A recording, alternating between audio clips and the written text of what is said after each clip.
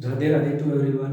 बेटा, जो last lecture के अंदर हमने second use of dimensional equation किया था, जिसमें हमने checking the correctness of the formula पढ़ा था। आज हम further third use of dimensional equation study करेंगे और वो हमारे पास है डेरिवेशन ऑफ द फॉर्मूला। इसके लिए आपके मतलब एक बार थोड़ा सा थियोरेटिकली हम इस मेथड को, derivation of the formula method को थोड़ा सा डिस्कस कर लेते हैं। तो बेटा, किसी भी फिजिकल क्वांटिटी का फॉर्मूला ड्राइव करने के लिए सबसे पहले आपके पास वो फैक्टर्स होने चाहिए जिनके ऊपर वो फिजिकल क्वांटिटी डिपेंड करती है। फिर उन फैक्टर्स की हम डायमेंशंस सपोज करेंगे ए बी सी की फॉर्म में, और फिर हम उन सभी फैक्टर्स को कंबाइन करके जनरली एक इक्वेशन बनाएंगे, और फिर जो पावर्स जो होंगी उनको इक्वेट करेंगे, और लास्ट में जो पावर्स को इक्वेट करने के बाद जो एबीसी की वैल्यू मिलेगी उनको फिर से उस इक्वेशन के अंदर पुट करके हमें एक रिजल्ट मिलेगा। वो होगा derivation of that physical formula of that physical quantity. तो इसको हम सोल्व करेंगे with the help of examples. तो सबसे पहले एक सिंपल एग्जांपल हम लेके चलते हैं कि हमें पता है कि time period for simple pendulum depend on mass of the bob, length of the string या length of the pendulum and acceleration due to gravity. और फिर हम ये फॉर्मूला आप ड्राइव करेंगे, यानी time period for simple pendulum. तो देखिए बेटा, तो सबसे पहले write down the factors on which physical quantity depend. तो we know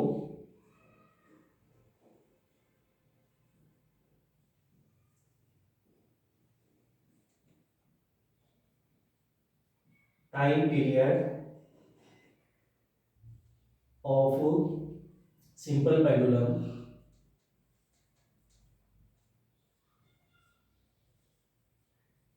depend on, तो सबसे पहला फैक्टर है mass of ball, second length of pendulum, और थर्ड फैक्टर है acceleration due to gravity.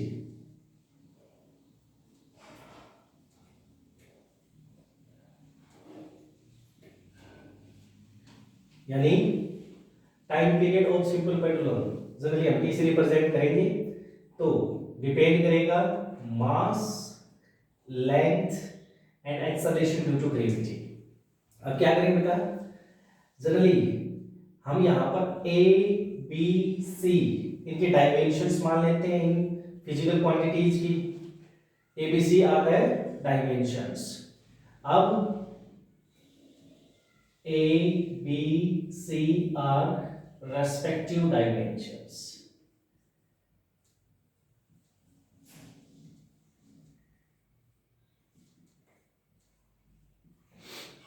Proportionality sign को डाउट तो यहाँ पर एक कांस्टेंट लगाएंगे, यानी एक डायमेंशनलेस कांस्टेंट ऑफ प्रोपोर्शनलिटी हमने यूज किया है कि हमारे पास क्या है बेटा, dimensionless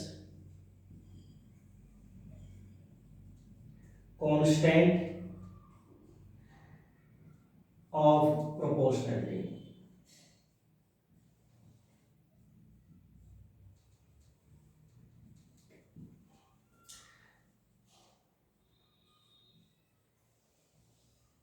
this is the equation first. अब हमें क्या करना है बेटा, देखो हमने सबसे पहले क्या किया, वो फैक्टर्स लिखे जिनके ऊपर time period of the simple pendulum depend करता है। फिर एबीसी हमने इस फिजिकल क्वांटिटी की डायमेंशंस हमने ली है इन पैरामीटर्स के फॉर्म में, यानी A B C are the dimensions of this physical quantity in terms of these parameters. और फिर हमने एक इक्वेशन बनाई है। अब क्या करना है, एबीसी की वैल्यूज को हमें फाइंड आउट करना है और वापस इक्वेशन फर्स्ट के अंदर पुट कर देना है।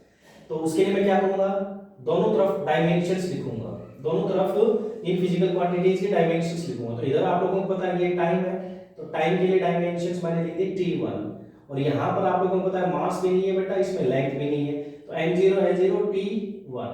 इधर देखें तो k तो एक डायमेंशनलेस कांस्टेंट है, डायमेंशंस होंगे नहीं। मास के डायमेंशंस यानी m1 पावर कितनी है a, लेंथ के लिए l1 पावर कितनी है b, और एक्सेलरेशन ड्यू टू ग्रेविटी इसके लिए l1 t माइनस टू और पावर कितनी है c। अब क्या करेंगे, principle of homogeneity of dimension use करो। तो m0 l0 t1 left hand side, right hand side m के ऊपर पावर कितनी होगी सोल्व करोगे तो a, और यहां पर m कहीं पर है नहीं।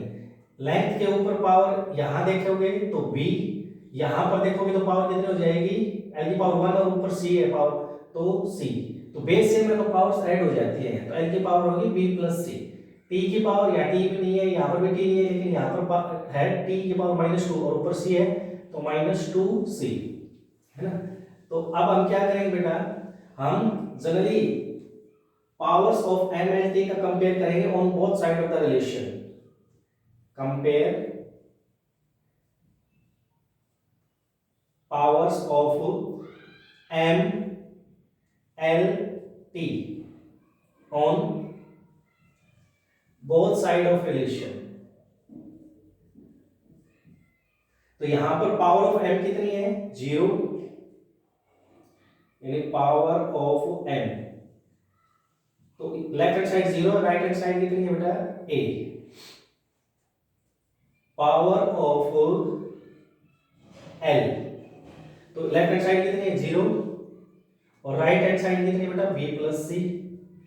और इधर देखें तो पावर ऑफ t और लेके चलेंगे तो इधर है 1 और इधर कितनी है माइनस टू सी। तो यहां से अगर c की वैल्यू निकालोगे तो माइनस 1/2, और ये c की वैल्यू यहां पर पुट करोगे माइनस 1/2 तो b की वैल्यू मिलेगी प्लस का 1/2, है ना। और a की वैल्यू कितनी है 0। अब ये तीनों वैल्यू a b c की आप इक्वेशन फर्स्ट के अंदर पुट कर दीजिए। Put above values of a b c in equation first, करो भाई। तो t is equals to k, मास के ऊपर पावर a है जिसकी वैल्यू 0 है, लेंथ के ऊपर पावर b है जिसकी वैल्यू हमारे पास कितनी है 1/2, और g के ऊपर पावर c है जिसकी वैल्यू -1/2। तो k तो डायमेंशन कांस्टेंट है ना, एक कांस्टेंट है जिसकी वैल्यूज हमारे पास है नहीं। तो t is equals to k, m की पावर 0, किसी की पावर 0 1 होती है बेटा, l की पावर हाफ ये हो गया, और g की पावर माइनस, तो नीचे लेके आओगे तो अंडर रूट ऑफ g। तो यहां से अगर आप लेके चलोगे तो t equals to k under root l by g। Generally वैसे तो इस डायमेंशनल, ये जो डायमेंशनल एनालिसिस है तो इसमें कांस्टेंट के बारे में कोई इंफॉर्मेशन नहीं दी जाती है, लेकिन हमें पता है कि इस फॉर्मूले के अंदर टाइप फॉर सिंपल पेंडुलम के अंदर जो कांस्टेंट ऑफ प्रोपोर्शनलिटी है उसके लिए हम 2 पाई कंसीडर करते हैं। तो t equals to 2 pi under root of l by g, है ना। तो बेटा यहाँ पर हमने टाइप वेट फॉर सिंपल पेंडुलम के लिए फॉर्मूला ड्राइव किया है बाय यूजिंग डायमेंशनल इक्वेशंस, और थर्ड हमारा ये यूज था। अब एक क्वेश्चन और सॉल्व कर लेते हैं इसके ऊपर, देखिएगा next question.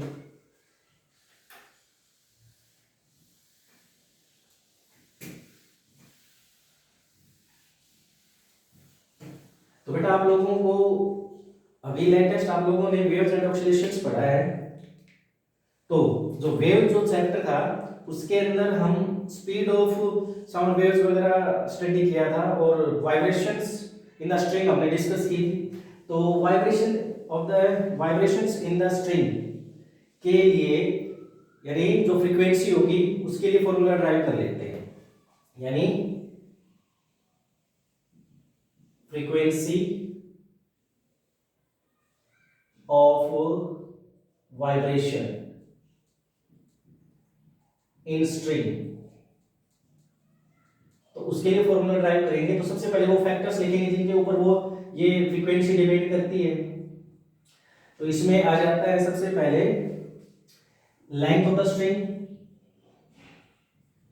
Length of string यानी L, tension in the string,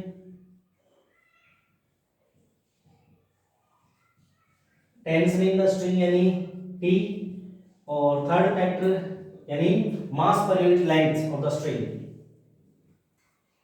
mass per unit length in string यानी स्मॉल m, और स्मॉल m किसके बराबर होगा? मास पर यूनिट लेंथ यानी total mass upon total length, mass per unit length of string. तो ये वो फैक्टर्स है जिनके ऊपर ये फिजिकल क्वांटिटी डिपेंड करेगी। तो इक्वेशन बनाते हैं, फ्रीक्वेंसी डिपेंड करेगी इसके ऊपर बेटा, लेंथ के ऊपर, टेंशन के ऊपर और mass per unit length. A B C इनकी डायमेंशंस हम कंसीडर कर लेते हैं, यानी A B C are the dimensions of this physical quantity in terms of these parameters. This is the equation first. अब क्या करेंगे बेटा, ए बी सी की वैल्यूज फाइंड आउट करनी है। तो उसके लिए मैं क्या करूंगा, we write the dimensions on both side of the relation. तो फ्रीक्वेंसी के लिए डायमेंशंस आप लोगों को पता है, फ्रीक्वेंसी के डायमेंशंस होगी t - 1, के डायमेंशनलेस कांस्टेंट है, डायमेंशंस होगी नहीं। हाँ, ये लेंथ ऑफ द स्ट्रिंग है l की पावर 1 और पावर a। टेंशन यानी फोर्स, तो ये आप लोगों के पास है m1 l1 t - 2 और पावर b, और ये आपके पास है मास पर यूनिट लेंथ है ना, m/l।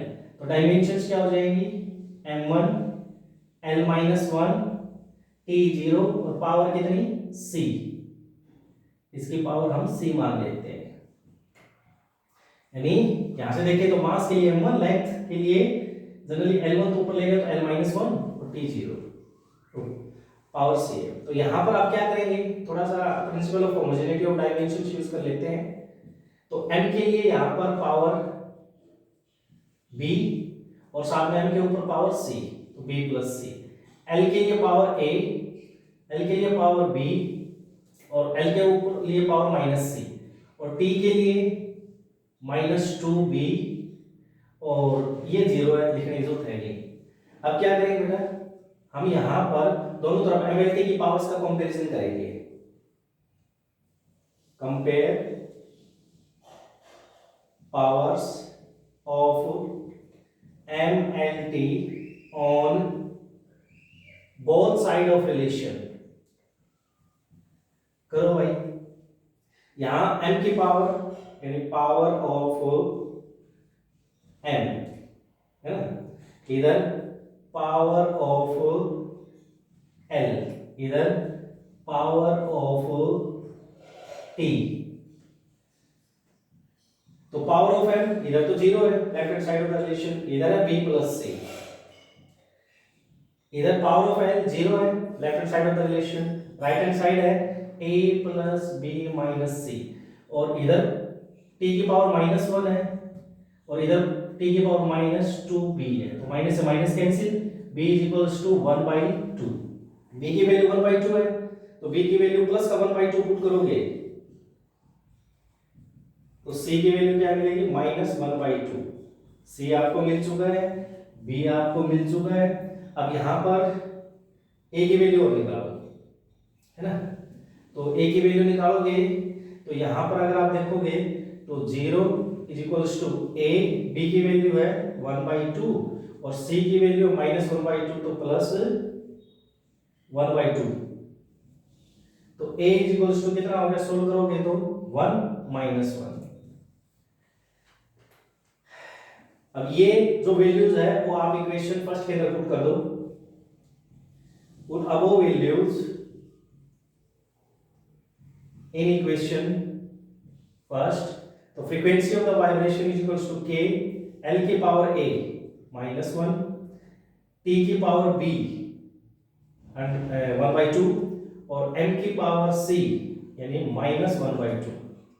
तो frequency is equals to k और l की पावर -1 नीचे ले आओ, ये हो गया, और इन दोनों को सोल्व करोगे तो t/m और √, ये हमारे पास फॉर्मूला होता है frequency of vibration in a string. तो सबसे पहले क्या करते हैं बेटा, सबसे पहले वो फैक्टर्स लिखते हैं जिनके ऊपर फिजिकल क्वांटिटी डिपेंड करती है, फिर उस फिजिकल क्वांटिटी के डायमेंशंस लिखते हैं in terms of these parameters, और फिर डायमेंशंस लिखेंगे इन अलग अलग फिजिकल क्वांटिटीज की दोनों तरफ, और फिर एबीसी की पावर को इक्वेट करके वापस से यहाँ पर पुट करेंगे और आपको रिजल्ट आपको मिलेगा। तो आज के लेक्चर में बेटा इतना ही। Thanks and have a nice day. बाकी क्वेश्चंस आप और सोल्व कीजिएगा इसके ऊपर।